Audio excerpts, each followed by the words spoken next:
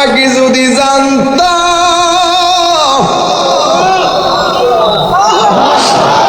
বেনামাজি হইয়া কবরে আসলে তুমি এমন করে মারবা।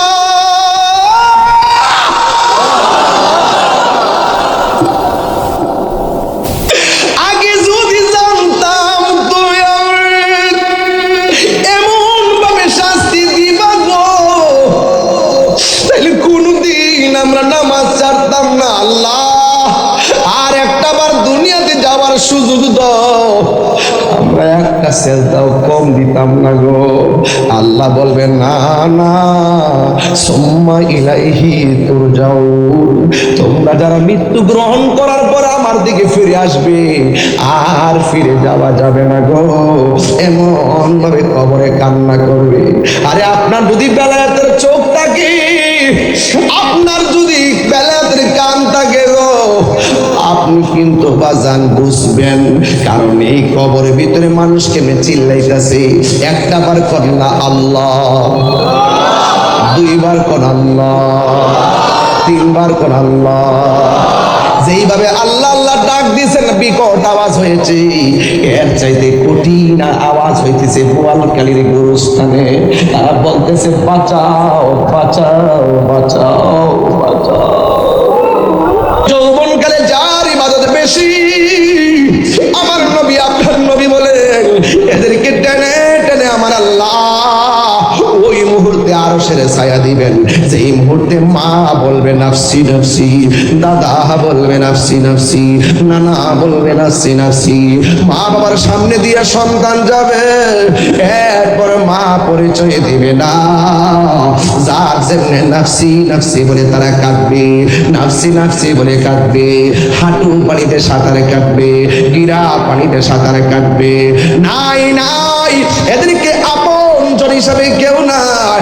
আমার নবী আপনার নবী বলেন যার যার যৌবনকালে বেশি ইবাদত থাকবে, আমার আল্লাহ এদেরকে ওই টেনে নিয়ে আরশে আজিমের নিচে ছায়া দিয়ে দিবেন। জোরে জোরে কি আল্লাহু আকবার বলা যাবে না? আমার নবী বলে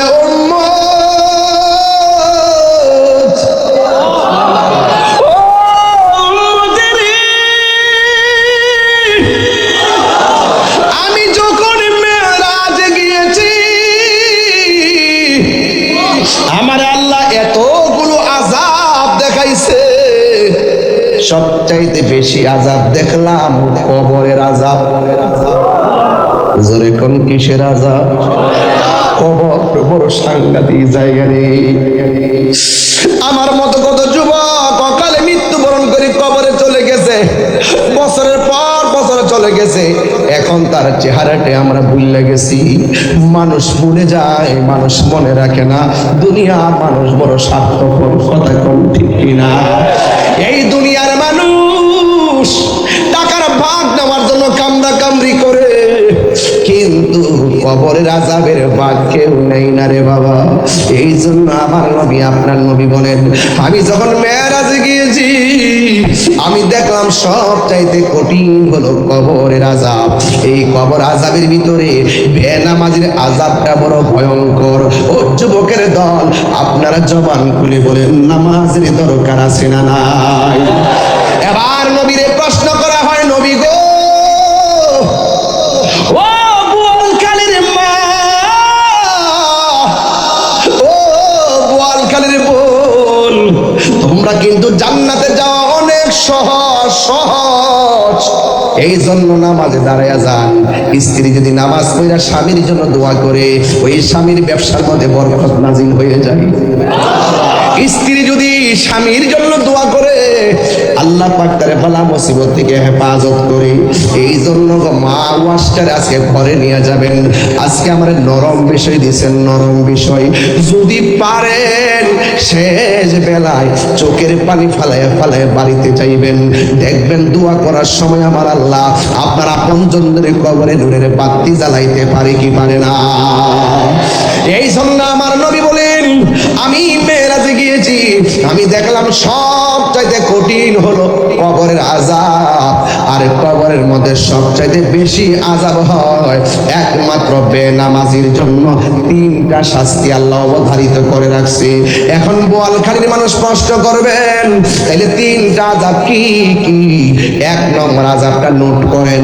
কবরে যখন আপনাকে নামায়া দেওয়া হবে, ডান পাশের মাটি এক প্রান্তে চলে যাবে, বাম পাশের মাটি আরেক প্রান্তে চলে যাবে, মাঝখানে আপনি কবরে শুয়ে থাকবেন।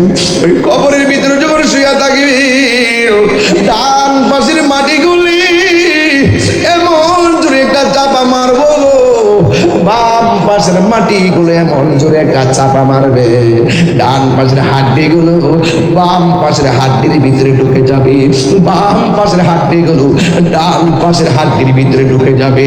একেবারে আমি যেমন করে এই টিস্যুটাকে একদম বড় টিস্যুটাকে এমন ছোট বানায় ফেললাম, কবরে দুই পাশের মাটির এসে আপনারে এমন জোরে একটা চাপা মারবে, মাটির সঙ্গে মিশাইয়া ফালাইব। এরপরে বেনামাজি বলবে, ও আল্লাহ,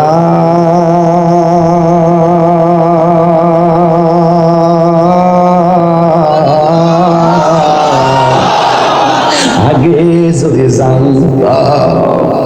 দুইটাই ইসলাম। সিদ্দিক আকবর বলছে,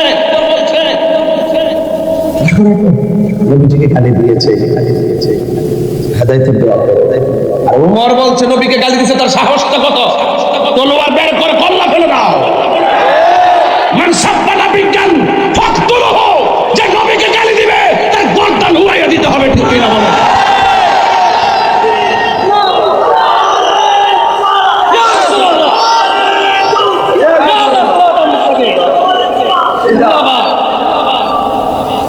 আল্লাহু আকবার বলেন। এটাও ইসলাম, ওইটাও ইসলাম। ইসলাম যেখানে যা প্রয়োজন তাই করতে হবে। কথা বলেন ঠিক না ঠিক? এই জন্য আমাদেরকে লাল চোখ দেখে গেলে লাভ নেই। বুঝতে পেরেছেন?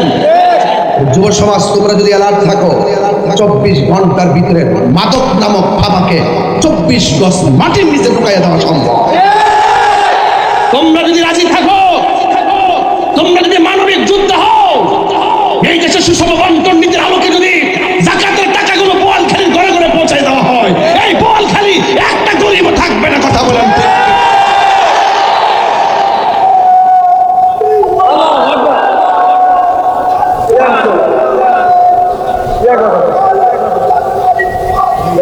বাবারা রাখুন, আমার কথা কি আপনারা রাগ করতেছেন বোধহয়? আমি কি নরম কথা বলতেছি? আমি আপনাকে কঠিন ভাষায় কথা বলছি, আমি না, আল্লাহর বিধান বলছি। আল্লাহ যে বিধান বলতে, যা কল্যাণ কর্তা তোমরা গ্রহণ করো। বলুন, আমার নবী কি নামাজের পক্ষে না বিপক্ষে? আমার নবী কি মাদকের পক্ষে না বিপক্ষে? রাস্তা কয়টা? রাস্তা কয়টা? এইদিকে বলেন পক্ষে, এদিকে বলেন বিপক্ষে। তাহলে সমীকরণ কি? এটা জান্নাতের পথ, এটা জাহান্নামের পথ। এখন সিদ্ধান্ত আপনি নেবেন। এ তরুণ, তোমার বিবেককে জাগ্রত করো, তোমার বিবেককে জাগ্রত করো। আগুন দিলে যদি আগুনে হাত দিলে হাত পুড়ে, তোমার বিবেক তোমাকে বলে দিল। পানির মধ্যে হাত দিলে হাত ভিজে, বিবেক তোমাকে বলে দিল। তাহলে ভালো কাজ করলে তুমি জান্নাতে যাবে, এটা তোমার বিবেককে বলতে হবে। মন্দ কাজ করলে জাহান্নামে যাবে, সেটাও তোমার বিবেক বলতে হবে। তবেই তুমি মানুষ। কথা বলেন ঠিক কিনা বলেন? মানুষ সৃষ্টির শ্রেষ্ঠ, আমার মানুষ আমরা কি নিকৃষ্ট না শ্রেষ্ঠ? আসলে আরেকটু সামনে যায়, ইসলাম একমাত্র আল্লাহর কাছে মনোনীত ধর্মের নাম ইসলাম। আজকে একজন হিন্দু আমাকে ফোন দিয়েছে, ওয়াজ মনে হয় শুনেছে, কোথা থেকে নাম্বার নিয়েছে, বলছে হুজুর আপনার ওয়াজ অনেক ভালো লাগে। আমি বললাম, হ্যাঁ ঠিক আছে, আপনাকে আশীর্বাদ, ভালো থাকুন, মিলেমিশে থাকুন, দেশটা আপনি আমি সবাই। রাসূল বলছেন অন্য ধর্মের মানুষের প্রতি বিষোদ্গার করা যাবে না। সে তাকওয়া পালন করে, পালন করবে। কথা কি ক্লিয়ার? এই জন্য বলছি, শুধু ইসলাম মুসলমান হলে চলবে না, মুসলমান এই কর্ম পদ্ধতি হতে হবে মানবিক। একটা লোক আমার কথা শুনে না, ওয়াজ করতেছে, সে মানে না, তাকে কি ব্যবসা কাটতে মানাইতে পারবো?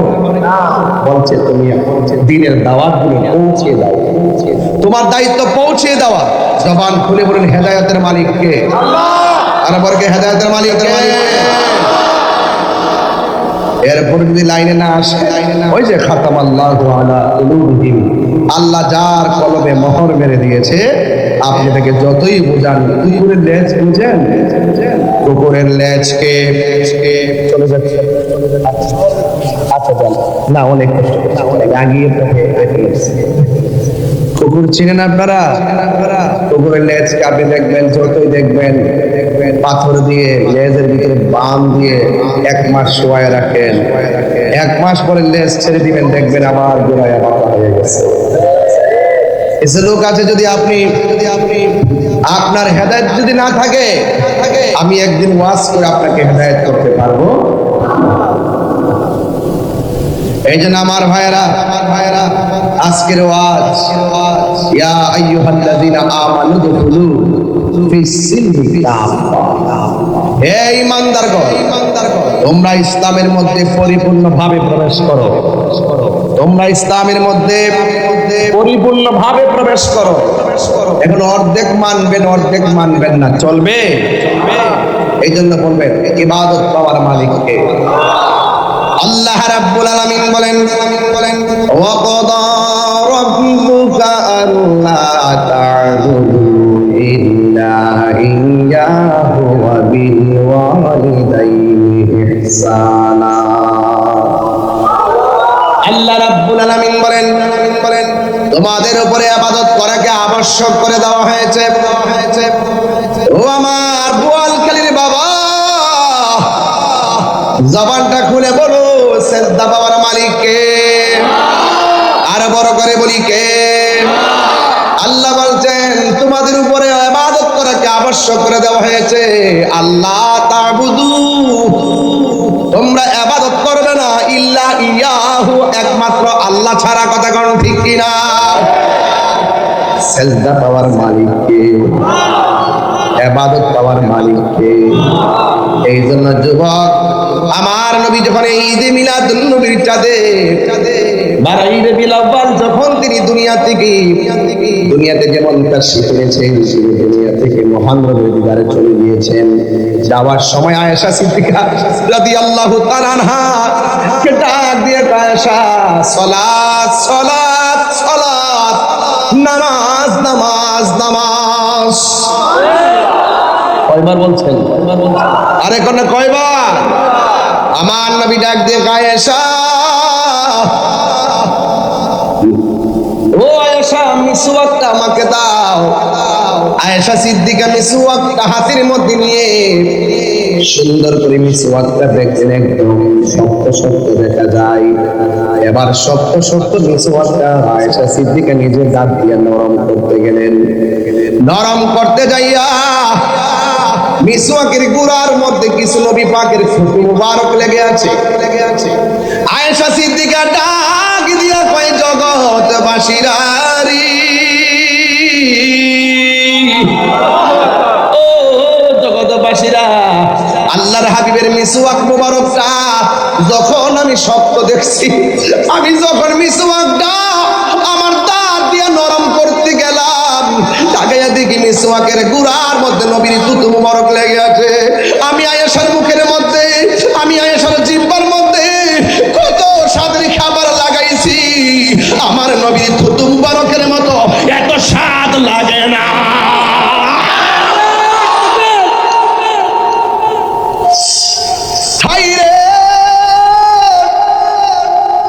ও বোয়ালখালীর বাবা, ওই মিসওয়াক দরকার আছে না নাই?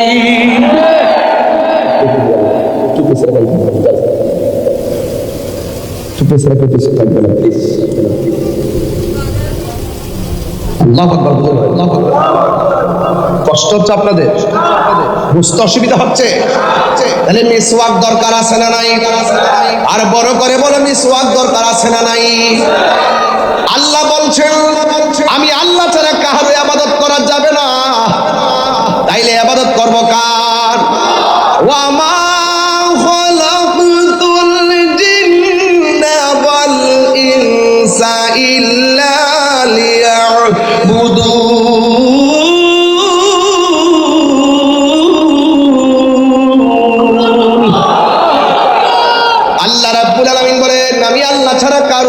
করা যাবে না। আমি মানুষ এবং জিন জাতিকে সৃষ্টি করেছি একমাত্র আমি আল্লাহর গোলামি করার জন্য। সেজদা পাওয়ার মালিক কে? আবারও বলে সেজদা পাওয়ার মালিক কে? আমরা কি মাজারে গিয়া সেজদা দেই? যারা আমরা মাজারে পূজারি কয়, এত লাউড এন্ড ক্লিয়ার ওয়াজ করার পরও আমরা যারা কয় মাজার পূজারি, ডাইরেক্ট জুতা খুললে তার গালে বাড়ি দেওয়ার দরকার। কথা বলেন ঠিক কিনা? Loud and clear, loud and clear. যুবকগুলা কি এখনো সজাগ আছেন আপনারা? আপনাদের চোখে কি ঘুম আসতেছে নাকি? আবার সজাগ থাকবেন। জুতা চোর বহুত বালা, কিন্তু ঈমান চোর বহুত খারাপ। কথা কি সঠিক? অসুস্থ শরীর গাইছেন, মাশাআল্লাহ, আলহামদুলিল্লাহ। এই অসুস্থ শরীর নিয়ে আসছেন না? আলহামদুলিল্লাহ। না না,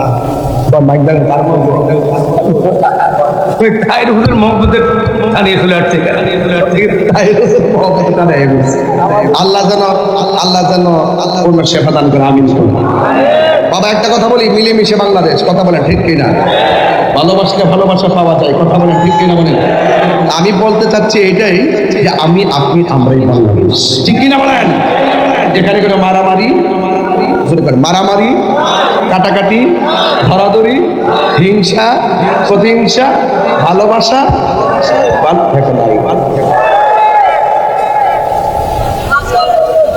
শ্রীলঙ্কা, শ্রীলঙ্কা, শ্রীলঙ্কা, শ্রীলঙ্কা।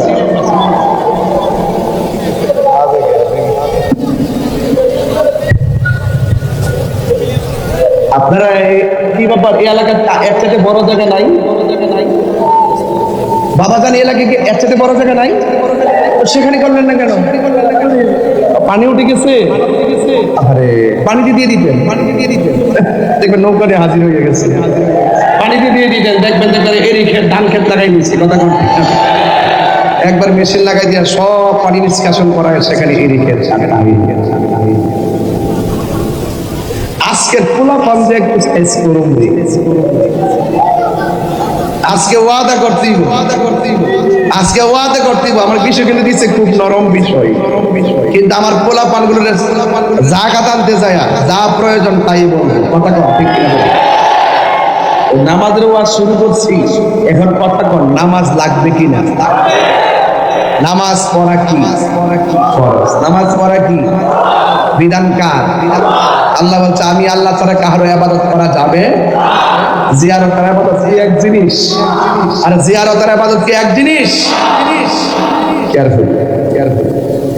এই দুই জাতিকে কবর আওয়াজ শোনার ক্ষমতা আল্লাহ দেয় নাই।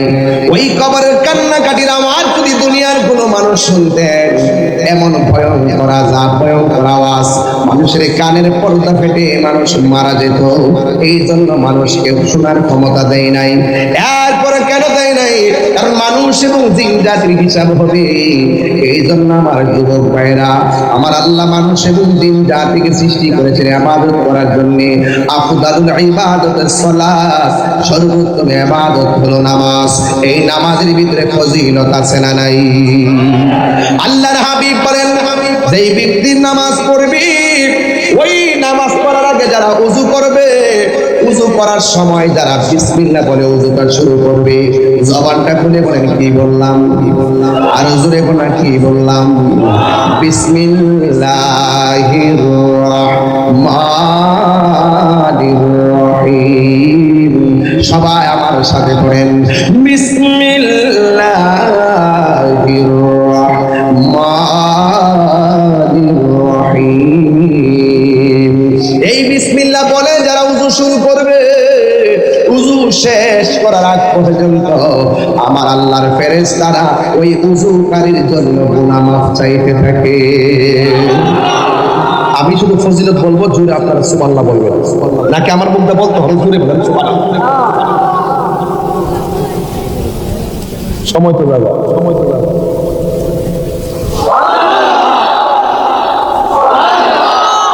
গভীর মনোযোগ, মনোযোগ। নামের যে কি জিনিস যারা আছে যে যারা আছে বুঝাই দিয়ে গেছি এত বড় ক্রাইসিস মুভমেন্টে বুঝাই দিয়ে গেছি এই দেশে একমাত্র শান্তি প্রিয় দল আহলে সুন্নাত ওয়াল জামাত। এবার আমরা সুন্নিরা বুঝাইতে সক্ষম হয়েছি। এতদিন বুঝা যায় যে ইসলাম আসল তো ইসলাম, আসল ইসলাম কোনটা?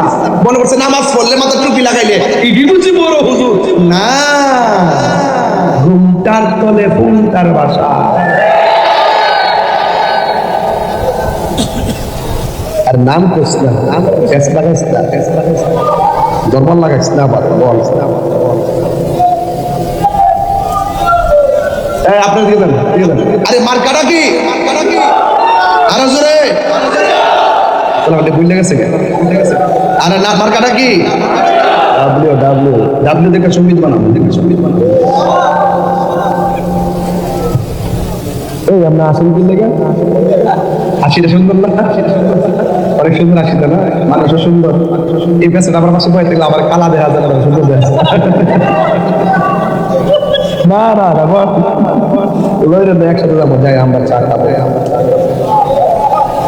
এই হাসান ভাই ওই পৌঁছাতে ওই যে পার হওয়ার পর হাতের বামে, হ্যাঁ ইনশাল্লাহ। হাসান না গোয় ওমা সিট লাগা নিছে। আরে এদিকে আছেন তো, প্রমোশন নিছে মারহাবা জোরে গান বাজান। আজকে আমরার ওয়াজ হবে একদম পারিবারিক। ঘরে ঘরে নূরের বাতি জ্বলতে হবে, ঘরে ঘরে নবীর প্রেমিক পয়দা হতে হবে, ঘরে ঘরে আল্লাহ ওয়ালা হতে হবে। ঠিক কিনা বলেন? আপনার থাকলে আমি আছি ইনশাআল্লাহ। মার্কাটা কি? এদের সাথে সুন্নিদের কোনো সম্পর্ক আল্লাহ কবুল করুক, আমিন কর। বলেন ইবাদত পাওয়ার মালিককে। যখন আপনি বিসমিল্লাহ বলে ওযু করার সময়, যখন আপনি হাত দুইটা ধৌত করবেন, হাত দুইটা ধৌত করার সময় হাত থেকে যে পানিগুলা মাটিতে পড়ে, আমার আল্লাহ হাতের পানির সঙ্গে হাতের গুনাহগুলো মাটিতে ঝরে ফেলে দেন।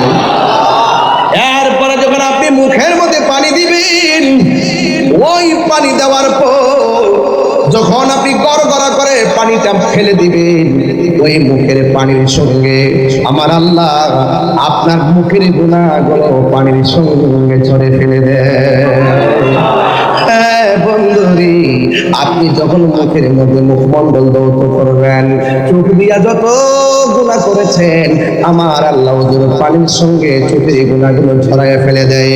ওযু শেষ হয়ে গেল, যখন আপনি ওযু শেষ কইরা আসমানের দিকে তাকাইয়া কালিমায়ে শাহাদা পড়বেন, আমার আল্লাহ রাব্বুল আলামিন আপনার জন্য 8টা জান্নাতের দরজা খুলে দিবে। আর চিৎকার মেরে করুন আল্লাহু আকবার। এই জন্যই নামাজের দরকার আছে না নাই? ও যুবক, আমার নবী আপনার নবী বলেন, এ পৃথিবীর মানুষ, নামাজ এমন একটা বন্দেগী, আফদালুল ইবাদাতুস সালাত, সর্বোত্তম ইবাদত হলো নামাজ। এই নামাজের মধ্যে থেকে যে ইবাদতগুলো আরো আছে, অসংখ্য ইবাদত আছে। হাশরের ময়দান যেদিন কায়েম হবে, আমার আল্লাহ সর্বপ্রথম নামাজের হিসাব নিবে। বন্ধুরে বন্ধুরে, ও গোয়ালখালী রে বাবা, কি বাসায় আপনার ইবাদতকারী বানাবো? হাশরের ময়দান যেদিন কায়েম হয়ে যাবে, যেই দিন আল্লাহর ছায়া বিনে কোনো ছায়া থাকবে না, ওই কঠিন মুসিবতের সময় আমার আল্লাহ 7 প্রকারের মানুষকে আরশে আজিমের নিচে ছায়া দিবে। কেন আমি যুবকদেরকে নিয়ে প্রাউড ফিল করি? কেন যুবকদেরকে নিয়ে আমি স্বপ্ন দেখি? কেন যুবকদেরকে নিয়ে আমি সমাজ সাজাইতে চাই? কেন যুবকদেরকে বুকে আগলাইয়া ধরে রাখি? এই যুবককে কেন আমি মিশন বানাইতে চাই? এই যুবক দিয়া মসজিদটা পরিপূর্ণ করাইতে চাই। কারণ আমার নবী আপনার নবী বলেন, হাশরের ময়দান যেদিন কায়েম হবে, 7 প্রকারের মানুষকে আমার আল্লাহ আরশে আজিমের নিচে ছায়া দিয়ে দিবেন। এর মধ্যে 1 নম্বর হলো যারা ন্যায় বিচারক, 2 নম্বর হলো যারা দানশীল, 3 নম্বর হলো যৌবনকালে যারা ইবাদত বেশি। জুড়ে জুড়ে কি আল্লাহু আকবার বলা যাবে না? এই যৌবনকালে যার ইবাদত বেশি, আমার নবী আপনার নবী বলেন, এদেরকে টেনে টেনে আমার আল্লাহ ওই মুহূর্তে আরশের ছায়া দিবেন। যেই মুহূর্তে মা বলবে নাফসি নাফসি, দাদা বলবে নাফসি নাফসি, নানা বলবে নাফসি নাফসি, মা বাবার সামনে দিয়ে সন্তান যাবে, এরপর মা পরিচয় দিবে না। যার জন্য নাফসি নাফসি বলে তারা কাঁদবে, নাফসি নাফসি বলে কাঁদবে, হাঁটু পানিতে সাঁতার কাটবে, গিরা পানিতে সাঁতার কাটবে। নাই নাই, এদেরকে আপনজন হিসাবে কেউ নাই। আমার নবী আপনার নবী বলেন, যার যার যৌবনকালে বেশি ইবাদত থাকবে, আমার আল্লাহ এদেরকে ওই টেনে নিয়ে আরশে আজিমের নিচে ছায়া দিয়ে দিবেন। জোরে জোরে কি আল্লাহু আকবার বলা যাবে না? আমার নবী বলে,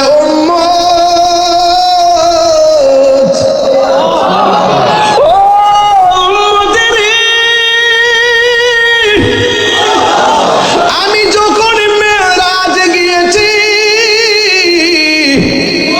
আমার আল্লাহ এতগুলো আযাব দেখাইছে, সবচাইতে বেশি আযাব দেখলাম কবরের আযাব। জোরে কোন কিসের আযাব? কবর বড় সাংঘাতিক জায়গা রে। আমার মতো কত যুবক অকালে মৃত্যুবরণ করে কবরে চলে গেছে, বছরের পর বছর চলে গেছে, এখন তার চেহারাটা আমরা ভুলে গেছি। মানুষ ভুলে যায়, মানুষ মনে রাখে না। দুনিয়ার মানুষ বড় স্বার্থপর, কথা কোন ঠিক কিনা? এই দুনিয়ার মানুষ টাকার ভাগ নেওয়ার জন্য কামড়া কামড়ি করে, কিন্তু কবরের আযাবের ভাগ কেউ নেই না রে বাবা। এই জন্য আমার নবী আপনার নবী বলেন, আমি যখন মেরাজে গিয়েছি, আমি দেখলাম সব চাইতে কঠিন হলো কবরের আযাব। এই কবর আযাবের ভিতরে বেনামাজির আযাবটা বড় ভয়ঙ্কর। ও যুবকের দল, আপনারা জবান খুলে বলেন, নামাজের দরকার আছে না নাই? এবার নবীরে প্রশ্ন করা হয়, নবী গো, ও বোয়ালখালীর মা, ও বোয়ালখালীর বোন, তোমরা কিন্তু জান্নাতে যাওয়া অনেক সহজ সহজ। এই জন্য নামাজে দাঁড়ায়া যান। স্ত্রী যদি নামাজ পড়া স্বামীর জন্য দোয়া করে, ওই স্বামীর ব্যবসার মধ্যে বরকত নাজিল হয়ে যায়। স্ত্রী যদি স্বামীর জন্য দোয়া করে, আল্লাহ পাক তার বালা মুসিবত থেকে হেফাজত করে। এই জন্য মা ওয়াজটার আজকে ঘরে নিয়ে যাবেন। আজকে আমার নরম বিষয় দিয়েছেন, নরম বিষয়। যদি পারেন শেষ বেলায় চোখের পানি ফালায় ফালায় বাড়িতে যাইবেন, দেখবেন দোয়া করার সময় আমার আল্লাহ আপনার আপনজনদের কবরে নূরের বাতি জ্বালাইতে পারে কি পারে না? এই জন্য আমার নবী বলেন, আমি মেরাজে গিয়েছি, আমি দেখলাম সব চাইতে কঠিন হলো কবরের আযাব। আর কবরের মধ্যে সবচাইতে বেশি আযাব হয় একমাত্র বেনামাজির জন্য। তিনটা শাস্তি আল্লাহ অবধারিত করে রাখছে। এখন বোয়ালখালীর মানুষ প্রশ্ন করবেন, তাহলে তিনটা আযাব কি কি? এক নম্বর আযাবটা নোট করেন। কবরে যখন আপনাকে নামায়া দেওয়া হবে, ডান পাশের মাটি এক প্রান্তে চলে যাবে, বাম পাশের মাটি আরেক প্রান্তে চলে যাবে, মাঝখানে আপনি কবরে শুয়ে থাকবেন। ওই কবরের ভিতরে যখন শুয়ে থাকবে, ডান পাশের মাটিগুলি এমন জোরে একটা চাপা মারবো, বাম পাশের মাটিগুলো এমন জোরে একটা চাপা মারবে, ডান পাশের হাড্ডিগুলো বাম পাশের হাড্ডির ভিতরে ঢুকে যাবে, বাম পাশের হাড্ডিগুলো ডান পাশের হাড্ডির ভিতরে ঢুকে যাবে। একেবারে আমি যেমন করে এই টিস্যুটাকে, একদম বড় টিস্যুটাকে এমন ছোট বানায় ফেললাম, কবরে দুই পাশের মাটির নিচে আপনারে এমন জোরে একটা চাপা মারবে, মাটির সঙ্গে মিশাইয়া ফালাইব। এরপরে বেনামাজি বলবে, ও আল্লাহ,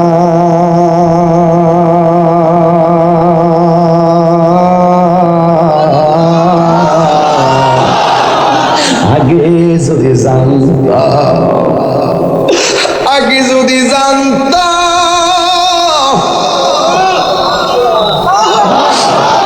বেনামাজি হইয়া কবরে আসলে তুমি এমন করে মারবা।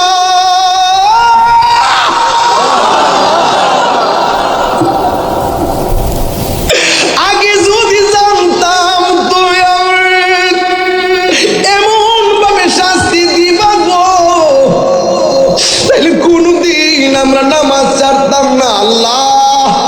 আর একটা বার